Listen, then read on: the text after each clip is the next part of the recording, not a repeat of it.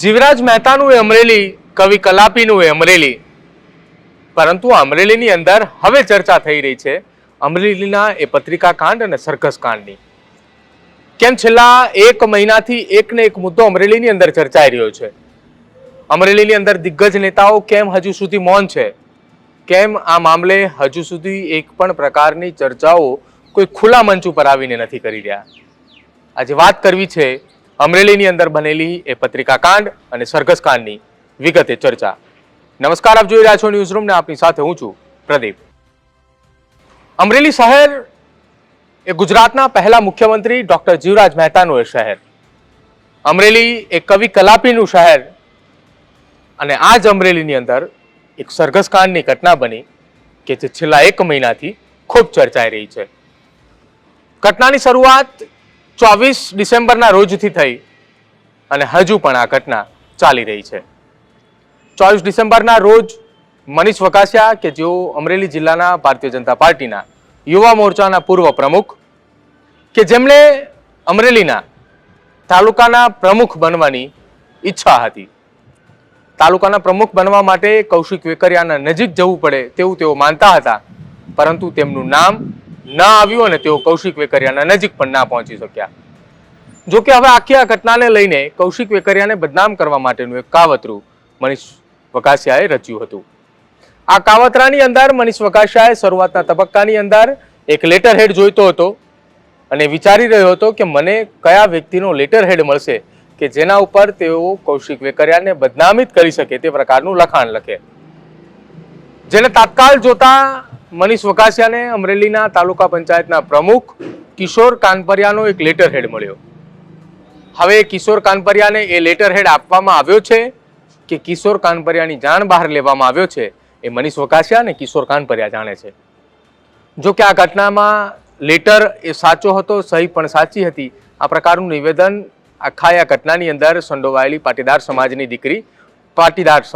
દીકરી પાયલ ગોટી કે જેને નિવેદનની અંદર લખ્યું છે કે મને મારા માલિકે કીધું તે પ્રમાણે મેં ટાઈપ કરીને આપ્યું છે, પરંતુ આ લેટર અને લેટરની સહી એ બંને સાચી હોવાની વાત એ તેમના દ્વારા કરવામાં આવી છે. જો કે હવે આખી આ ઘટના સંદર્ભે મુખ્ય વાત એ પણ સામે આવી રહી છે કે 24 તારીખે લેટર ટાઈપ થયો, 25 તારીખે અને 26 તારીખે કુરિયર થયો, 26 તારીખે મોડી રાત્રે અને 27 તારીખે સવાર સુધીની અંદર આખી આ ઘટનાની અંદર આ પત્ર એ અમરેલી સહિત ગુજરાતભરની અંદર વાયરલ થયો. હવે આ પત્રની અંદર એ ઉલ્લેખ કરવામાં આવ્યો હતો કે અમરેલીના ધારાસભ્ય કૌશિક વેકરિયા અમરેલી પોલીસ પાસેથી 40 લાખના હપ્તા ઉઘરાવે છે. અમરેલીની અંદર ચાલી રહ્યું છે બેફામ રેતી ખનન અને સાથે જ અમરેલીના કોઈ પણ કામો હોય તે સાંસદ અથવા અન્ય કોઈ વ્યક્તિને નથી કરવા દેવામાં આવતા, માત્ર ને માત્ર તે કામ કરે છે તો અમરેલીના ધારાસભ્ય કૌશિક વેકરિયા. આવા ગંભીર આક્ષેપો સાથે એક પત્ર સોશિયલ મીડિયાની અંદર વાયરલ થઈ રહ્યો હતો અને પત્રની અંદર લેટર હેડ જે ઉપયોગ કરવામાં આવ્યો હતો તે અમરેલીના તાલુકા પંચાયતના પ્રમુખ કિશોર કાનપરિયાનું હતું. હવે વાત આવી 27 તારીખની. 27 તારીખના દિવસનો એ સમય હતો અને એ જ દિવસે મોડી રાત્રે પાયલ ગોટીની ધરપકડ કરવામાં આવી. આખા દિવસ દરમિયાન અમરેલીની અંદર તપાસ ચાલી અને તપાસના અંતે જ્યારે તેની ધરપકડ થઈ ત્યારે મોડી રાત્રે તેની સાથે જો વાત કરવામાં આવે તો મનીષ વકાસિયા સહિત અન્ય 3 વ્યક્તિ એટલે કે પાયલ ગોટી, મનીષ વકાસિયા સહિત અન્ય 2 વ્યક્તિની ધરપકડ કરવામાં આવી હતી. તેમને અમરેલી પોલીસ સ્ટેશન લાવવામાં આવ્યા. બીજે દિવસે તેમને કોર્ટમાં હાજર કરવામાં આવ્યા. 10 દિવસના રિમાન્ડ માંગ્યા. અમરેલી કોર્ટે તેમને 1 દિવસના જ રિમાન્ડ આપ્યા. જો કે આ 1 દિવસના રિમાન્ડ બાદ જ્યારે આખી આ ઘટના એ સોશિયલ મીડિયાની અંદર વાયરલ થઈ, આખી આ ઘટના સંદર્ભે અમરેલી સહિત રાજ્યભરની જનતા જાણતી થઈ અને પાટીદાર સમાજ આ મામલે જાગૃત થયો અને જાગૃત થતાની સાથે જ આ ઘટનાની અંદર પાયલ ગોટીને ન્યાય અપાવવા માટે મેદાને આવ્યો. જ્યારે પાટીદાર સમાજના આગેવાનો અને પાટીદાર સમાજના રાજકીય નેતાઓ મેદાને આવ્યા ત્યારે એવી ચર્ચા ચાલી રહી હતી કે પાયલ ગોટીને ન્યાય મળશે કે કેમ. ત્યારે પ્રથમ તબક્કાની અંદર જો વાત કરવામાં આવે તો પાટીદાર સમાજના અનામત આંદોલનના નેતાઓ મેદાને આવ્યા અને ત્યારબાદ કોંગ્રેસના એ રાજકીય નેતાઓ પણ મેદાને આવ્યા. બીજી તારીખે સમગ્ર દિવસ દરમિયાન એવો રાજકીય કુતૂહલ સર્જાયો કે પાટીદાર સમાજની દીકરી પાયલ ગોટી એ 2 વાગે બહાર આવે છે, સાંજે 5 વાગે આવે છે, 7 વાગે આવે છે, રાત્રે 10 વાગે આવી જશે, મોડી રાત્રે પાયલ બહાર આવશે, પરંતુ એ દિવસે પાયલ બહાર ના આવી અને આખો એ રાજકીય સ્ટન્ટ ઊભો કરવામાં આવ્યો અને આખા રાજકીય સ્ટન્ટ ઊભો કરવા પાછળની કામગીરીની અંદર મહદઅંશે ક્યાંક ખોડલધામ સમિતિએ પણ ભાગ ભજવ્યો. પરંતુ ત્યારબાદ આખી આ ઘટનામાં કોંગ્રેસ દ્વારા નારી સ્વાભિમાન આંદોલનની જાહેરાત કરવામાં આવી. આ જાહેરાત થતાની સાથે જ કૌશિક વેકરિયાને ચર્ચાના ચોરાના નામે અમરેલીના પૂર્વ ધારાસભ્ય અને વિધાનસભાના વિરોધ પક્ષના પૂર્વ નેતા પરેશ ધાનાણીએ આહવાન કર્યું કે ભાઈ કૌશિક, તમે આવો અમરેલીની એ બજારમાં, અમરેલીના એ રાજકમલ ચોકમાં, અને ચર્ચા એ રાજકમલ ચોકમાં કરીએ. પ્રશ્નો પણ તેમણે ગણાવ્યા હતા અને પ્રશ્નોના જવાબ દેવા માટે તેમણે આમંત્રણ આપ્યું. કૌશિક વેકરિયા ત્યાં ચર્ચાનો ચોરો કરવા ન આવ્યા અને બીજે દિવસે સવારે 10 વાગ્યાથી પરેશ ધાનાણી ઉપવાસ પર બેઠા અને સતત 48 કલાક સુધી ઉપવાસ ચાલ્યા. અને 48 કલાકના ઉપવાસ દરમિયાન સૌરાષ્ટ્રના કોંગ્રેસના દિગ્ગજ નેતાઓ અને પાટીદાર સમાજના આગેવાનો એ મંચ ઉપર જોવા મળ્યા. જો કે આખી આ લડત ચાલી રહી હતી અને આ લડત હવે સૌરાષ્ટ્રથી સીધી સુરત પહોંચી.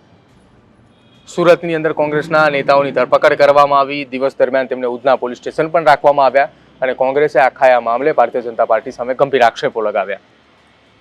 જો કે હવે આ ઘટનાની અંદર સુરત પહોંચતાની સાથે જ આ ઘટનામાં નવો વળાંક આવ્યો અને નવા વળાંક તરીકે આખી આ ઘટનામાં હાઈકોર્ટના સિનિયર એડવોકેટ આનંદ યાજ્ઞિકની એન્ટ્રી થઈ. આનંદ યાજ્ઞિકે આ કેસની તપાસ સંભાળતાની સાથે જ પાયલ ગોટીનું નિવેદન નોંધ્યું અને 21 મુદ્દા આધારિત પાયલ ગોટીની ફરિયાદ રાજ્યના ડીજીપી વિકાસ સહાયને મોકલી. વિકાસ સહાય આ કેસની અંદર 21 મુદ્દા આધારિત એ ફરિયાદ વાંચતાની સાથે જ આ કેસની તપાસ એસએમસીના વડા નિલિપ્ત રાયને સોંપવામાં આવી. જો કે પાયલ ગોટીના નિવેદનની અંદર તેમણે મહિલા અધિકારીની માંગ કરી હતી અને તે નામ હતું સુજાતા મજમુદારનું. પરંતુ આ કેસની તપાસ નિલિપ્ત રાયને સોંપી. નિલિપ્ત રાય અમરેલીની અંદર પહોંચ્યા. તેમણે 48 કલાકની અંદર એ 24 મુદ્દા આધારિત તપાસ કરી અને હવે આ ઘટનાની અંદર નવો વળાંક આવે તેવી શક્યતાઓ છે. પરંતુ મહત્વની વાત આખી આ ઘટના સંદર્ભની અંદર એ છે કે આ ઘટના બન્યાને હવે 30 દિવસ જેટલો સમય થવા આવ્યો છે. તેમ છતાંય અમરેલીના 5 ધારાસભ્યો અને 1 સાંસદ આ મામલે એક પણ શબ્દ બોલવા માટે તૈયાર નથી. અમરેલીના 5 સાંસદમાંથી 4 જેટલા સાંસદ 5 ધારાસભ્યોમાંથી 4 જેટલા ધારાસભ્યો પાટીદાર સમાજમાંથી આવે છે. અમરેલીના સાંસદ પણ પાટીદાર સમાજના છે. તેમ છતાંય એક શબ્દ બોલવા માટે કેમ તૈયાર નથી તેને લઈને હજુ પણ સવાલો ઉપસ્થિત થઈ રહ્યા છે. કૌશિક વેકરિયા કેમ હજુ આ મામલે ગાયબ છે, કેમ કૌશિક વેકરિયા ખુલીને સામે નથી આવતા, તે સવાલ પહેલા દિવસથી પરેશ ધાનાણી પણ ઉઠાવી રહ્યા છે અને અમે પણ આ મુદ્દે ચર્ચા કરી રહ્યા છીએ. પરંતુ કૌશિક વેકરિયા એક પણ શબ્દ નથી બોલી રહ્યા. આ હતો અમરેલીના એ પત્રિકાકાંડ અને સરઘસ કાંડનો આખો એક ઘટનાક્રમ.